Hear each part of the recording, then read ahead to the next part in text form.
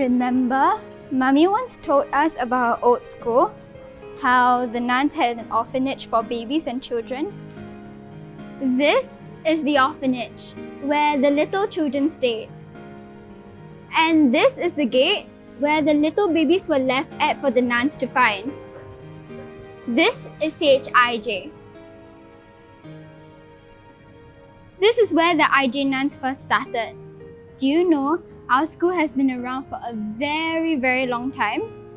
165 years.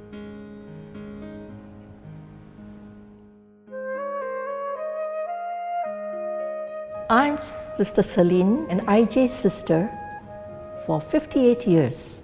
The IJ mission began with Father Burrell. He had a call to invite the IJ sisters in France to come to Singapore because education for girls was very much neglected. When our first sisters came, they found babies abandoned. They had to make orders for needlework in order to have some income to feed these babies.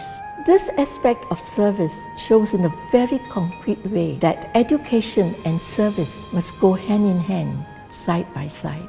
The ultimate aim of education is service of others. I'm Awia. I graduated in 1988 from IJ. So IJ for me was carefree, it was fun, it was spirited. So the next thing I did was to volunteer with the Singapore Police Force. One of the more interesting parts about my volunteer was the fact that I was attached to Geylang, which was a hub of activities of the not very savory sort. It's about serving in any small way that I can. I think that's got a lot to do with the years that I spent in IJ or what I know of IJ. IJ is where I realized that every little bit counts when a group of people come together. I'm Caroline Xiao.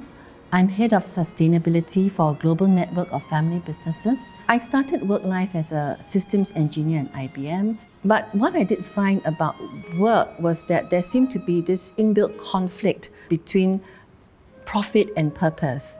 It's not a question of that I work in one way and then I volunteer another way. There are now possibilities for people to do work in a corporate world that actually does good. My name is Rachel and I founded Bari in 2010. I spent the last 10 years working in development in non-profit, basically just serving the poor. Everyone always asks why. IJ is definitely the reason why. I've seen how powerful it can be for someone who is broken to be loved, and at the heart of service, it's about how deeply you love somebody else. And I think a life of giving back, that's the only kind of life that's worth living, the kind of life that's lived for others. Hi, I'm Charmaine Leong. I'm the Managing Director of Community Chess and I'm the author of 17A Keong Siak Road. My IJ experience was really about the camaraderie that we feel and the bonding that we have as a group of girls. When we're saying the sign of peace, we'll be hugging one another, so much so that the priests have to tell us to stop and go back to our seats so that the Mass can continue. How an IJ girl can serve would be to follow your heart, be guided by your passion, and I think you will find your calling.